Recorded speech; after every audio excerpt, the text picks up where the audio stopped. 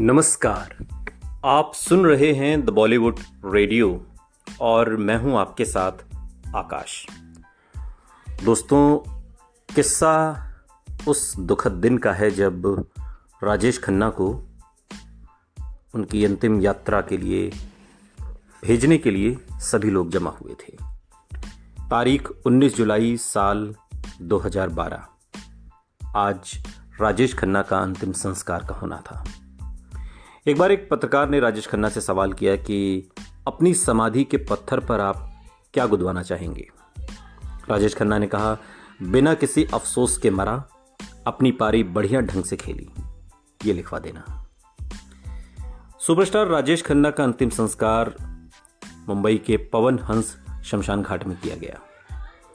राजेश खन्ना के करीबी दोस्त विजय जावेरी बताते हैं कि राजेश खन्ना के 9 साल के नाती आरव ने उन्हें मुखाग्नि दी और अक्षय ने उनकी मदद की। सुबह करीब 10 बजे कार्टर रोड स्थित आशीर्वाद से राजेश खन्ना की अंतिम यात्रा शुरू हुई।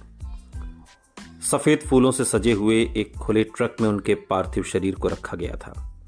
उनके पार्थिव शरीर के साथ दामाद और अभिनेता अक्षय कुमार, पत्नी डिंपल कपाड़िया और छोटी बेटी रिंकी खन्ना मौजूद थी। काका की अंतिम यात्रा को कवर करने के लिए बड़ी संख्या में मीडिया कर्मी उपस्थित थे। फिल्म जगत की कई जानी मानी हस्तियां उन्हें श्रद्धांजलि देने पहुंची थीं। बारिश के बावजूद शमशान घाट के बाहर उनके चाहने वाले बड़ी संख्या में मौजूद थे। भीड़ के इन दृश्यों ने राजेश खन्ना के सुपर स्टारडम के सुनहरे दौर की याद दिला दी। उनकी आखिरी झलक पाने के लिए सड़क के दोनों ओर लोगों की कतार लगी थी। भीड़ को काबू में करने के लिए काफी पुलिसकर्मी भी थे।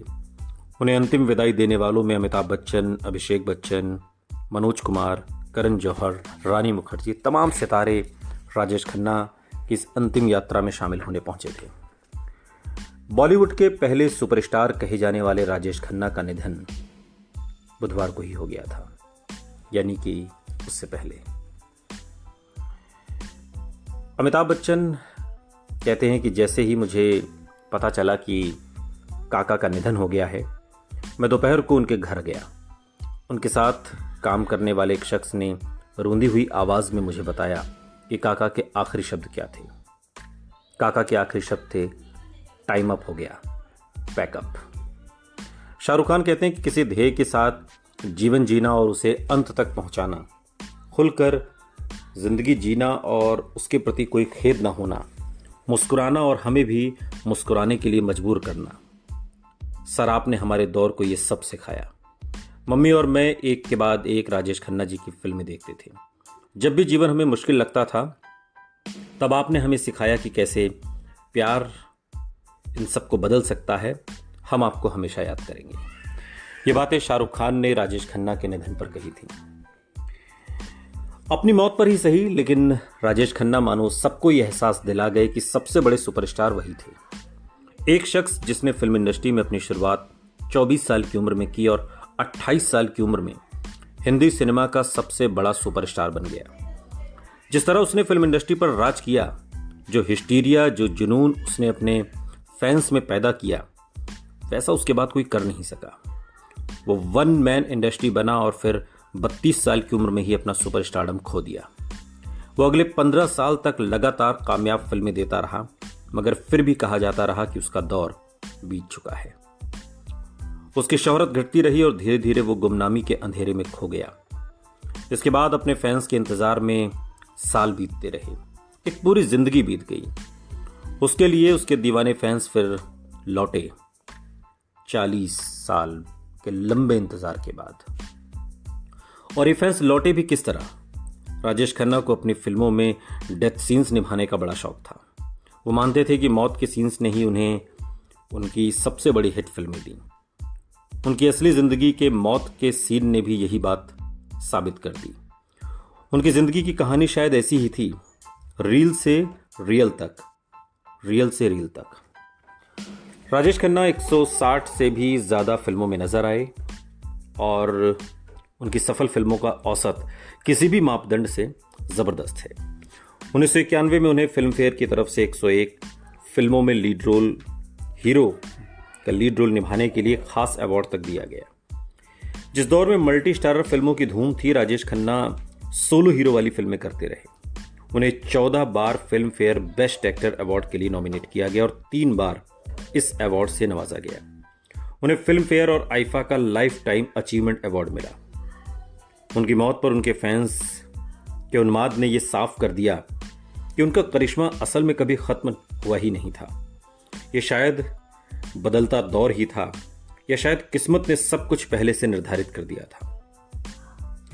उनकी करिश्माई कामयाबी, गहराइयों तक उनका पतन, टूटे हुए रिश्ते, हताशा, निराशा, अकेलापन और इन सबसे जूझते हुए भी राजेश खन्ना किसी राजा की तरह अपने अंदाज में और अपनी शर्तों पर जिए। अपने फैंस की नज़र में वो इतने बड़े सुपरस्टार थे कि शायद उन्हें गलतियां करने तक का हक था, या यूं कहीं कि कोई गलती करने का हक दरअसल उन्होंने कभी खुद को अपनी तरफ से नहीं दिया। जब तक वो कामयाबी के शिखर पर चमकते रहे, लोग पर्दे पर उन्हें देखकर उनके साथ हंसते रहे, मुस्कुराते रहे, रोते रहे, प्यार करते रहे। महान फिल्मकार सत्यजीत रे ने कहा था कि एक कलाकार को हमेशा उसके सबसे अच्छे काम से पहचाना जाना चाहिए। राजेश खन्ना को भी उनके सबसे बेहतर फिल्मों के लिए ही पहचाना और जज किया जाना चाहिए, न कि उन फिल्मों के लिए जो उनकी इमेज और प्रतिभा के साथ न्याय नहीं करती। उन्हें सिर्फ वक्त के साथ न बदलने और खराब फिल्में करते रहने के लिए याद नहीं किया जाना चाहिए। वो हर पल अपने अंदाज की बेहतर फिल्मों के साथ कमबैक करना चाहते थे। शायद वो कमबैक उन्हें अपनी जिंदगी के डेथ सीन में मिल गया था। 22 साल पहले अपनी तुलना एक निर्वासित राजा से करते हुए उन्होंने कहा था कि एक राजा हमेशा राजा की तरह ही मरता है। हो सकता है उसकी प्रजा उसके साथ ना हो सकता है किसी रेगिस्तान में वो अकेला हो, कोई फर्क नहीं पड़ता कि उसके पास तख्त व ताज है या फिर वो वनवास पर है। राजा हमेशा राजा ही होता है। दूर कहीं सितारों के बीच से वो अपनी मौत पर जुटी अपने दीवाने फैंस की भीड़ को जब देख रहे होंगे, अपने खास अंदाज में पलकें झपकाते हुए, मुस्कुराते हुए, उन्होंने अपनी खूबसूरत आवाज में कहा होगा, राजेश खन्ना मरा नहीं, राजेश खन्ना मरते नहीं, राजेश खन्ना कभी नहीं मरेंगे। राजेश खन्ना युगों युगों तक हमारी उस दुनिया में जिंदा रहेंगे जो सिर्फ हमारे दिल में बसती है। सुनते रहिए द बॉलीवुड रेडियो, सुनता है सारा इंडिया।